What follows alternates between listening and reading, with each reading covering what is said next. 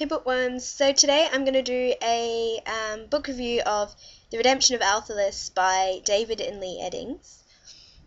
The best way to describe this book is that it's a fantasy of epic proportions, and I'm really not joking. It's quite a thick book there, and level it with my face, it's quite big. It is in fact 913 pages long. And I actually took it off my shelf because I borrowed this from a family friend a long time ago. And I thought to myself, if I don't read it now, it's not going to happen.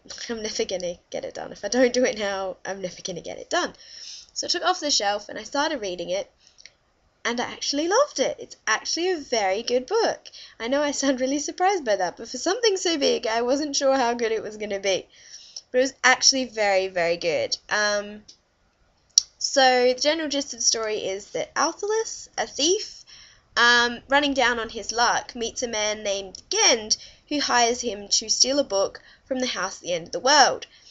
Now he goes to the house at the end of the world relatively easily, gets in relatively easily, and has the book in his hands in no time. But when he turns around, the door is actually gone. So he's trapped in this tower with this book and a cat.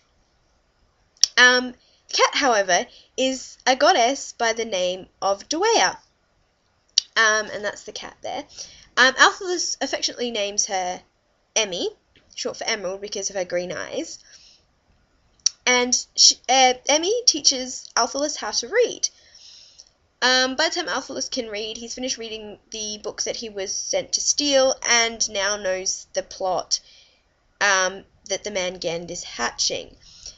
Gend works for Emmy's evil brother by the name of Deva, who is an evil god, who is trying to undo the world and undo all the good or all the creation that Dewas and Dwyer's older brother, Dewas, sorry, I had to think about that. The names are so similar. Dewas, in creating the world. Because Deva goes back in time and likes to change things, which will unravel everything that everyone else has done. So to prevent this from happening, Emmy and Althalus run off to find people to recruit to help fight this battle against Deva and his little cronies.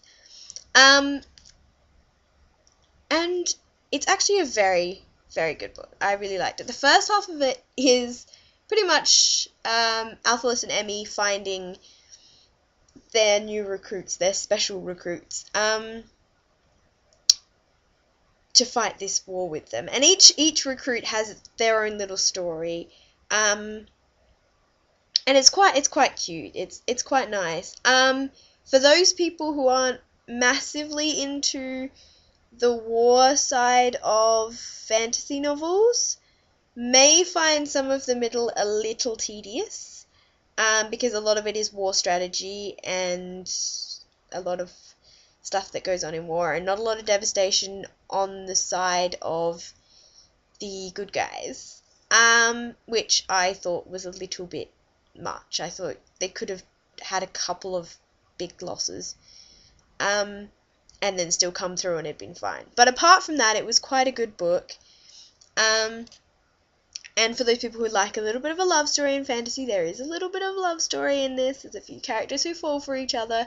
But generally, it's a really good fantasy book, and I honestly loved it. It's a really good read if you can sit down and read 913 pages, or if you want to go at your own pace, you can.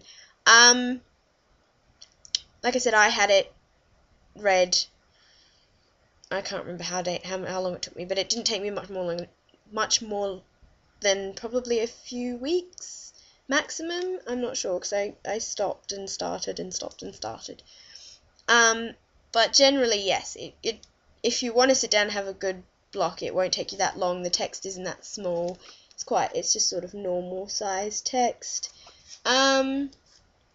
And it's quite well broken up. It's a well written story, and it's definitely worth reading. I recommend it. So I hope you enjoyed my little review of the Redemption of Althalus. If you enjoyed this, please like, reblog, follow or subscribe, and I'll see you next time. Bye!